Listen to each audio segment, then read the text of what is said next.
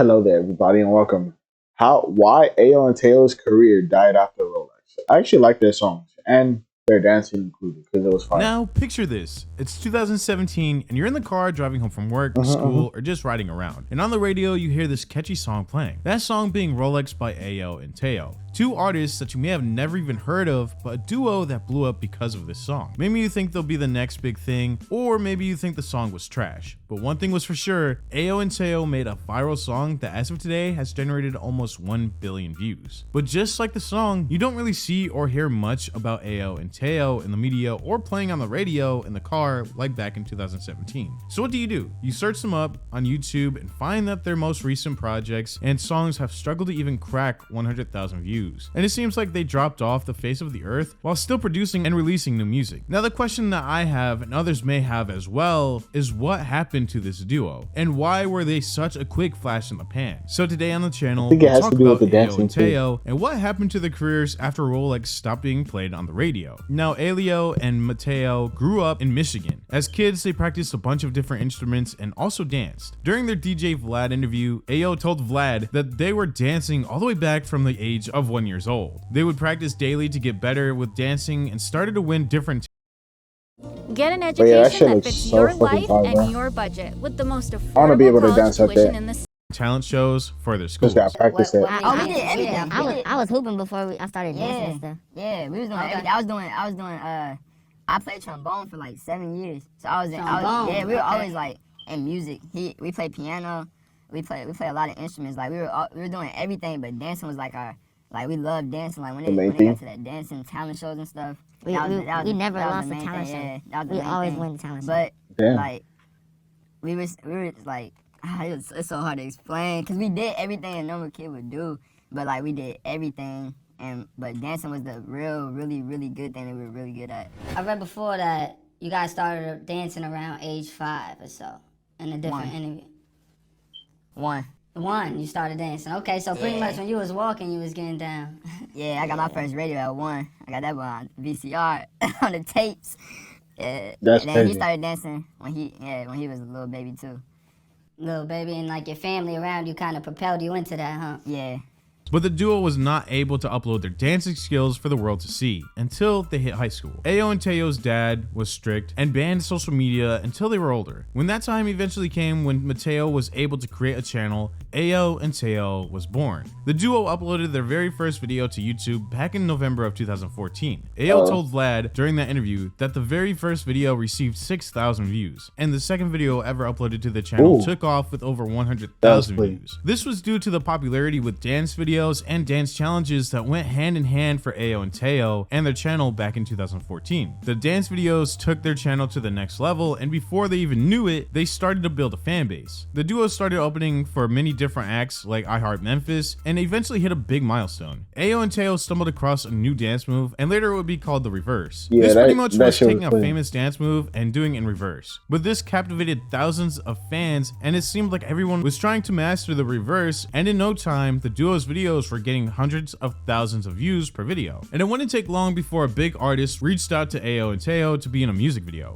Usher reached out and asked them to perform with him for his upcoming music video for his song No Limit. And they accepted, which was huge for the brothers who were just dancing for fun. A couple months after getting invited to dance in a music video with Usher, another huge artist would reach out to them. Chris Brown reached out to Ayo and Teo to dance in the music video for his song Party, which came out in December of 2016. This was another big milestone, and with the duo dancing with huge artists, it only made their following even bigger, and they received more validation from the fans by being brought up on the stage or dancing in music videos with music artists that are known for their dancing. After this, Ayo and Teo knew that they should dip their toes into the music scene. They released their very first song called In Reverse, which generated over 40 million views as of today. And after this video went viral, Ayo and Teo released their biggest music video ever. First releasing as just an official audio, Rolex generated over 100 million views. Shortly after that, the brothers knew that they had a hit and uploaded a music video for Rolex. The brothers told Vlad that the song was created as a challenge between the two to see who could make the best song using an auto-tune app on their iPhones. The inspiration was because the duo went to a mall and they saw Rolexes, which is something that they really wanted, but their manager told them to leave the store. Where we come from, all we knew was G-Shock. He pulled out the Rolexes out the safe, and they had different color faces and stuff, so we like immediately just fell in love. We were like, oh shoot, like we gotta get a Rolex. So I took a picture of him. He let me take a picture of him. I sent it to my manager, and my manager responded super fast. He said, "Get out the jewelry store right now." Get out there. Bro, we really done made a song and just cop some Rolexes real fast. It's crazy. We had this T-Pain Shmuel app, the auto-tune app, and like we were just being charged the whole night and just making songs on the instrumentals that they gave us on the app. The first version is at the end of the song when I was like kind of singing it. That was how the first version was. So it was and like, then, I just want to rollie. Yeah, it was slow. Then we went to the studio. Jazzy heard it. He went in the studio, laid out the whole hook, and we were like, bro, that was like perfect. And I was like, Mateo, keep that, please keep that. Like, bro, just keep going like on the top of your voice, like just keep going. It like, didn't sound right to me because my voice was like raspy. Yeah, it was cracking. Yeah, it was cracking and stuff. But Jazzy was like, I'm telling you, Rolex's music video has generated close to 1 billion views as of today, Really? and this skyrocketed the duo into the mainstream. That's After crazy. I this, they didn't signed know a deal to Columbia Records, and it seemed like everything was going great for the two of them. Every song they put out after Rolex generated millions of views, and that was the pattern for a year or two after the song was released. They would hop on a track called A with Lil Yachty, and after that, found even more success with their song Fly in Ghetto that made its way into Fortnite as an emo and generated over 16 million views. But shortly after releasing Fly in Ghetto, the duo took a little break and took longer to upload new songs and uploaded more dancing videos. But shortly after this time away, they started to upload more music, but the music wasn't well received by their fans, only generating 300 to 400,000 views per upload, which was a huge decline from the years prior. 3 years ago, they were interviewed by a channel named DkShadow. During this interview, Alio hinted at the fact that there was issues happening behind the scenes that was causing issues with them producing and releasing music. Has been a little talk, I know, in your comments and things about having a remix to Rolex. Now, do y'all think that's really a thing that might come about? Have y'all really been thinking about that seriously? Not a remix, cause we was talking about it, like we was lit and we was just like, if it was to happen, it would be crazy. Like, yeah, that would be crazy. Really record to the beat if we could. Yeah. But you know we can't. Yeah. It get deeper than what y'all think, see, right. or what kids think, or what other people think. So it's like, everybody asking for a lot of stuff. Right, they are. Yeah, but we was talking about making another, like a Rolex V2. Like, okay. Because we already got Rolex type beats from the same producer. Yeah. So. And on Ayo's Instagram, one of the pictures uploaded has a hashtag free Ayo and Teo. I believe that the deal that they are signed to didn't pan out to be as great as it seemed back when they signed it in 2017. And over on his Twitter account, he tweeted out this: sadly, and same with music labels, they decide what gets playlisted, etc. Now this is just another subliminal tweet that he tweeted out, and then he also talked about how he had 102 like unreleased songs with Mateo, and that could be because the label doesn't want him to release those songs. I do believe that they are having issues with their label, and that could be a big reason why they haven't been able to release as much music. But how that's weird. Why wouldn't the label want you to release music to keep you relevant? That makes no sense. And also, how long are they going to be stuck in this contract? Because I'm pretty sure it's not indefinitely, right? I'm pretty sure there's years, right? And I feel like they probably 5 or like 7.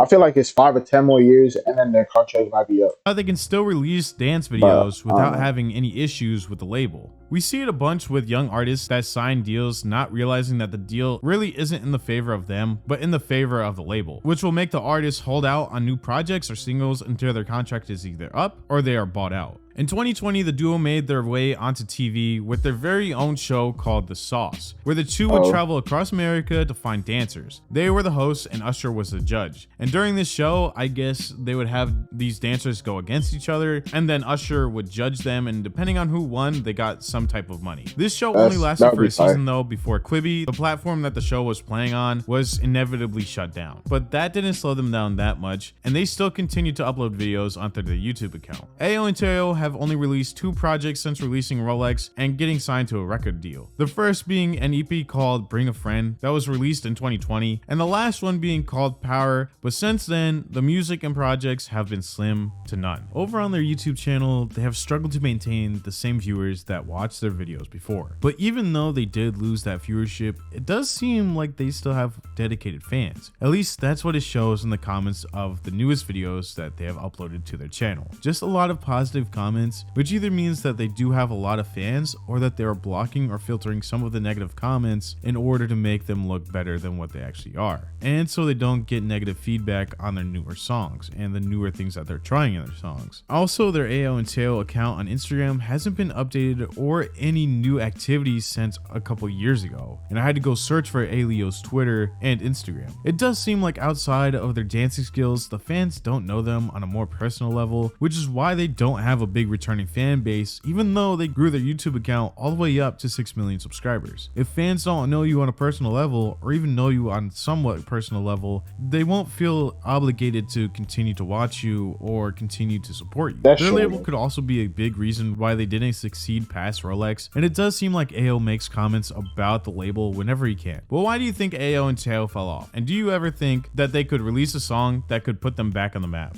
Let me know in the comments below. This has been the end of the video. If you want to send me new content creators or anyone else for me to look at and make a video on, the best way to do so is through my Instagram or through my Discord. Both will be linked in the comments below. If you enjoyed the video, make sure to leave a like and subscribe. I also do have a second channel that'll be linked in the comments below.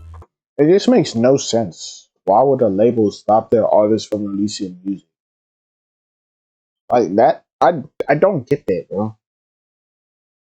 It's really disappointing that they could never see their full potential. They had the ability to create a group. Dance and hip hop is ever changing thing, and unfortunately, some artists can't keep up. It's not that they can't. In this case, it's different actually. As soon as I saw them announce that they were signed, the writing was on the wall. Labels nowadays don't care if you lose multiple hits for them. They only interested in buying the song that struck gold first time around, because they become instant classics that can be used in different things such as movies and commercials down the line. This is why there are so many artists getting signed at a rapid rate. The labels only want to fill up their publishing backlogs with hits they can rent out. I don't think it's their fault that they couldn't keep up, but that makes no sense, like marketing wise, right? At least from my standpoint or my viewpoint of it, right? Like, you sign an artist, they release more music, they grow bigger, they get more fans, and then that song gets pushed to the radio, pushed other places, right? And then they continue dropping more music, and then they get more fans and more fans, and their fan base keeps growing, right? Doesn't that help the label grow too, bringing in more money? Like, instead of buying one hit and keeping that one hit for producers, why not like have the artists release more and more songs, right? I thought they would have the artists release too many songs, right? But this case, they're like stopping the artists from releasing songs, which makes no sense. But like, I don't know. That's so weird. That's weird. Well said. RBG, a stick game that been played half a decade now. Very sick indeed. I do wish these talented artists would stop underselling themselves for chump change. $1 million signing bonus may seem like a lot, but it pales in comparison to how much the label will make off a hit for years to come. That's true. That's why I think NBA Youngboy is signing back with his label. Roddy Ricch, I heard about his label and his situation, about how bro released one banger and then after that his label is milking him or something like that. I don't even know the rest, but it's weird. Why? Let me know why a label would stop them from releasing more songs and getting their popularity up, which would help their label in return. Let me know, because I'm so confused. But yeah, like, subscribe. See you guys later. Hope you have a good day or night, and bye.